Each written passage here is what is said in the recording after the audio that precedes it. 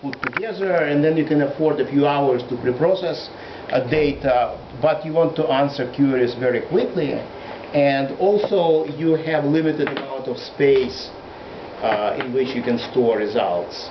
So shifting from complexity theory, n squared is a very big number.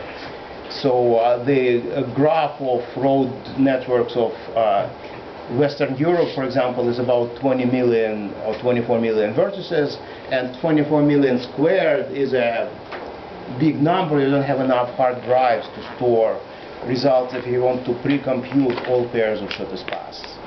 So of course the easiest way from complexity theory point of view is you pre-compute all pairs of shortest paths, you store it, and then you just report the result.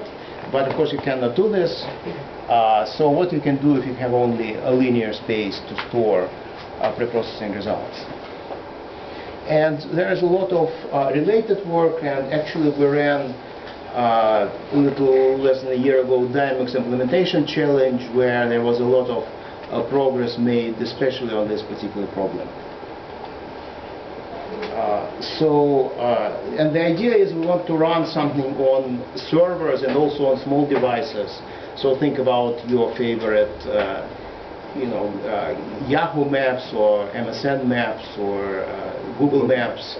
There, the application runs on a server, and you want as few servers as possible. Or if you have a navigation system in your car, you want to run something on a fairly slow device. So you want fast algorithms and also algorithms with small memory footprint. And so until recently, the way the systems worked was first there was a base graph extracted. And base graph, think about it as major highways. But in fact, it's more complicated than that, because two highways may cross without an exit ramp, so you have to get off and go along some local roads. And also in some cases, actually, a highway sort of stops somewhere, and you have to go through the city on streets and then go. So even extracting base graph is not an easy problem, and it was done sort of semi-manually. And in particular, each time you get updates for your graph data, you have to do something heuristic. And then, anyway, so the way it works is you have this graph of major roads, and you have point A and point B. You sort of patch this graph with local information on both sides, with patches which are chosen heuristically. They have to be big enough so that you'll get to some major road.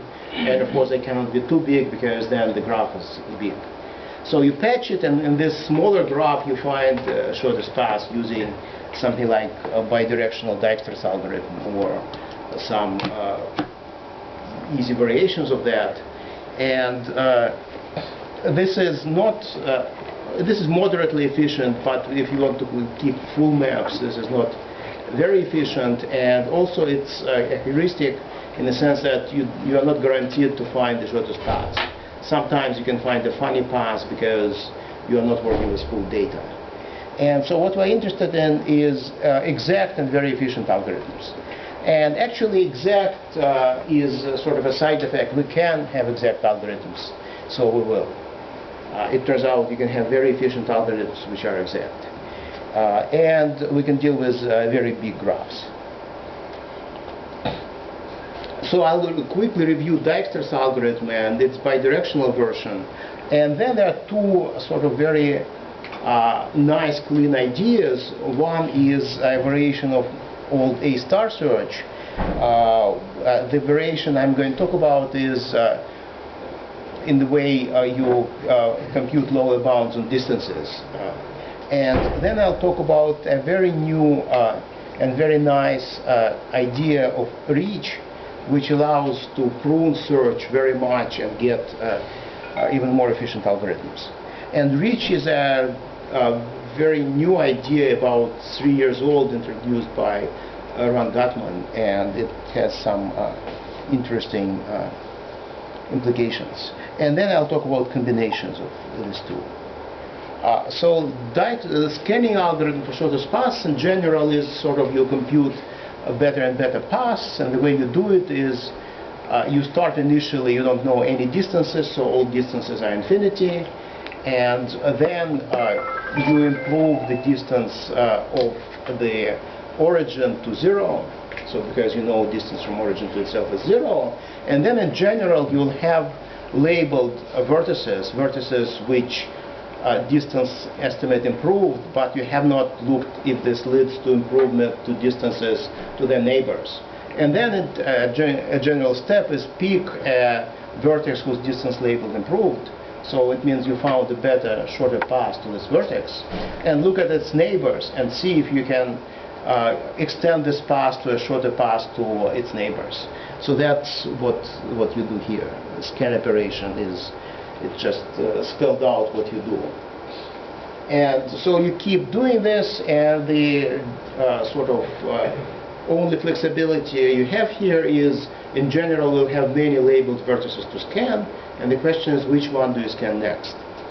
And then, of course, Dijkstra's algorithm is you pick the node with the smallest distance label to scan next, and you scan it.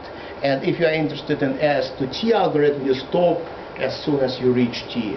In other words, as soon as you're about to scan T, you can stop, and at this point you have the shortest path from S to T. And the work is almost linear in graph size.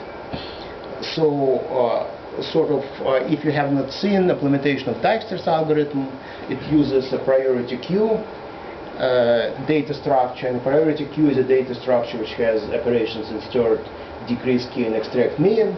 And basically these are very fast operations, for example using Fibonacci heaps. They are constant amortized time except for extract mean, which is log n. And so this is sort of code for Dijkstra's algorithm. It's very simple, and it runs in essentially linear time with modern data structures, slightly more than linear. And another interesting variation of Dijkstra's algorithm is bidirectional Dijkstra's algorithm, and there you start the search from the origin and search backwards from the destination in the reverse graph.